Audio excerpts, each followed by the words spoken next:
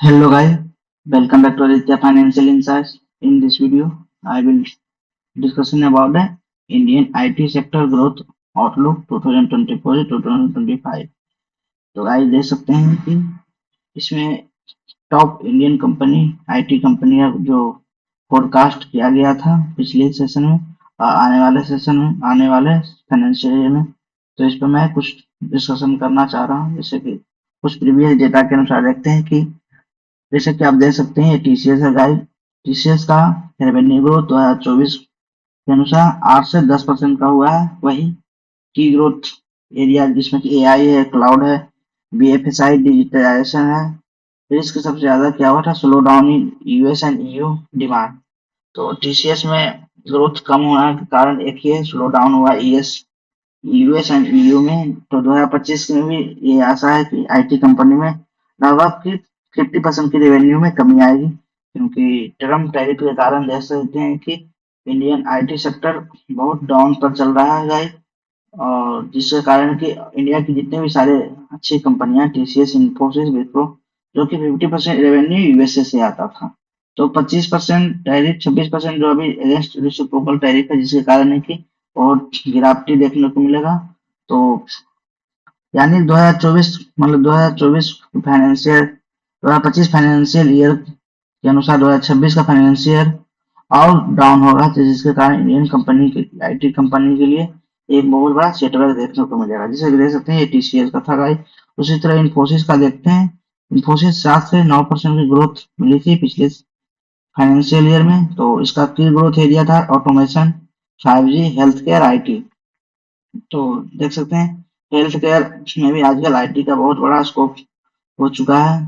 जैसे कि medical coding हो गया, ऑटोमेशन, आजकल सारी सर्जरी और ऑटोमेशन मशीन, ये सभी आजकल सॉफ्टवेयर के थ्रू चलता है। और इसका रिस्क फैक्टर था एट्रेशन रेट दे सकते हैं। वहीं विप्रो की हम बात करते हैं तो विप्रो ये पूरे आईटी में सेकेंड लास्ट ग्रोथ देखने को मिला, जो कि 6 से 8% है।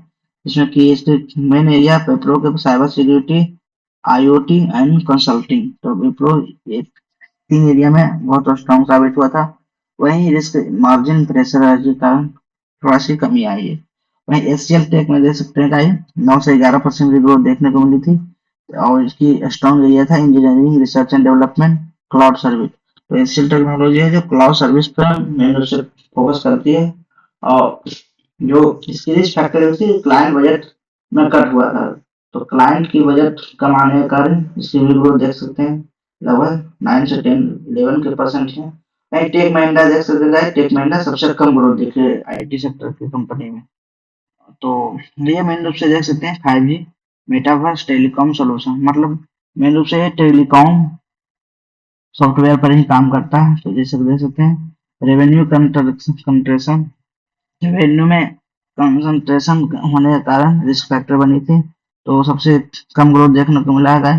तो जब इस साल इतना कम है, तो आने वाला समय में देख सकते हैं कि जब ट्रम्प टैरिफ इफेक्ट इम्पोज हुआ, तो उसके बाद तो आईटी सेक्टर पूरे रूप से बर्बाद हो चुका है गाइस। तो फाइनेंशियल ईयर 26 के लिए आईटी सेक्टर बहुत ही जबरदस्त लॉस देखने को मिलेगा। और देख सकते हैं कि आज तो सारी शेयर भी लगभग 20 से 25% टम्बल है पिछले एक मंथ में।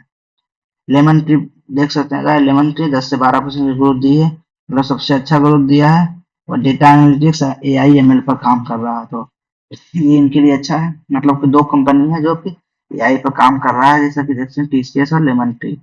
तो डेटा एनालिस्ट आजकल सबका सबसे स्ट्रॉन्ग एरिया माना जाता है। तो देख सकते हैं इसी कारण है कि 10 से 12% की ग्रोथ देखने को मिला है 25 फाइनेंशियल ईयर में। और इंटीग्रेशन चैलेंज है इनके पास, जिसका कारण रिस्क फैक्टर बना हुआ है इंटीग्रेशन चैलेंज। ठीक है, तो ये रिपोर्ट हमने उठाया था, इंडस्ट्री रिपोर्ट अर्निंग कॉल से। तो अब दूसरे पाए जाते हैं इमर्जिंग प्लेयर टू वॉच। तो क्या क्या नए कुछ कंपनी हैं जो आईटी में वर्क कर रहे हैं। तो जैसे कि एम्फैसिस देख सकते हैं, एम्फैसिस अब अच्छे वर्क कर रहे हैं। और स्ट्रॉन्ग इन क्लाउड ट्रांसफॉर्मेशन, जो कि क्लाउड ट्रांसफॉर्मेशन में वर्क कर रहे हैं। वहीं परसिस्टेंट सिस्टम है जो AI, ML, health care, IT, ये भी अच्छी कंपनी है गाइस, जो कि अच्छी ग्रोथ देखने को मिल रहा है इस कंपनी में। वहीं सीनियर देख सकते हैं इंजीनियरिंग IoT ग्रोथ में Zoho corporation size and expansion globally. तो ये कुछ आईटी की कुछ न्यू कंपनी है जो इमर्जिंग प्लेयर के रूप में बन रहे हैं, तो इनसे भी उम्मीदें होगी। पर आने वाले फाइनेंशियल 26 फाइनेंशियल आईटी सेक्टर के लिए बड़ा ट्रबल साबित होने जा रहा है गाइस। तो ये जो भी आईटी सेक्टर में इन्वेस्ट करना चाहते हैं उनके लिए थोड़ा सेटबैक देखने को मिलेगा, क्योंकि आने वाला एक से नेक्स्ट ईयर आईटी सेक्टर में ग्रोथ बहुत कम देखने को मिल रहा है। सेक्टर वाइज देख सकते हैं BFSI डिजिटल बैंकिंग है, फिनटेक इनोवेशन।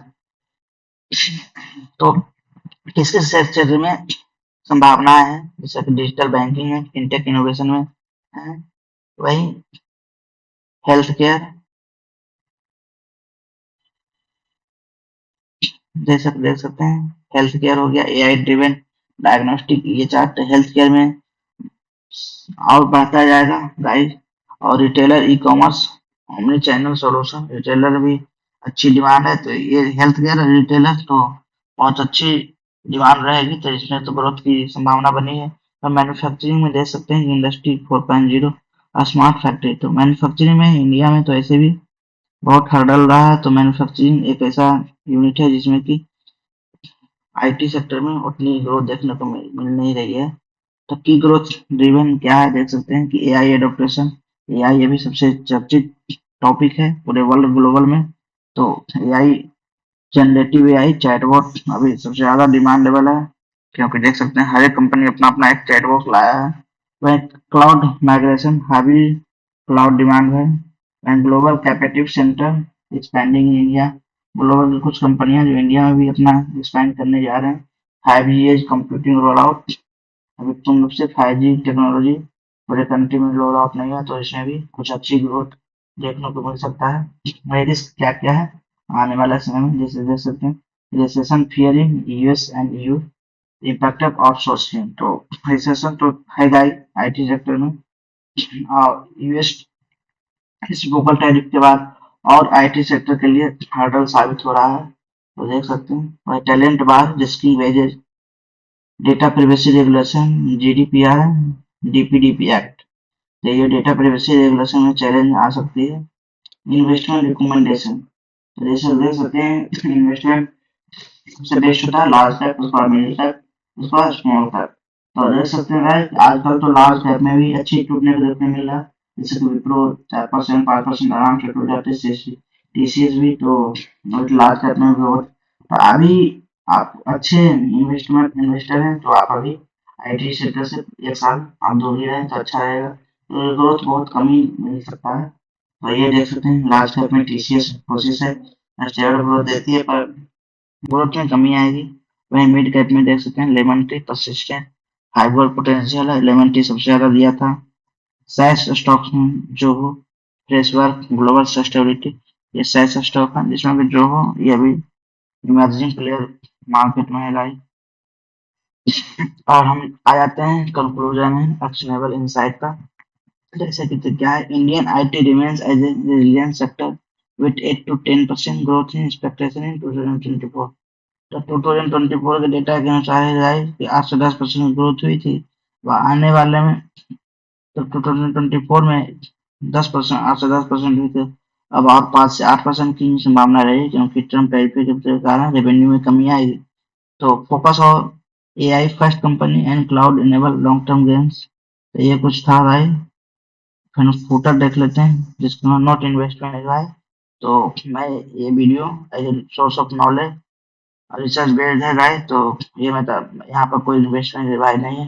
अगर आप इन्वेस्टमेंट करना चाहते हैं तो आप अपने जा सकते हैं और contact Aditya financial website and social media for the latest update. और कुछ चीज पूछना चाहते हैं उसके लिए आप यहाँ पर कर सकते हैं। तो thank you guys latest video information के लिए।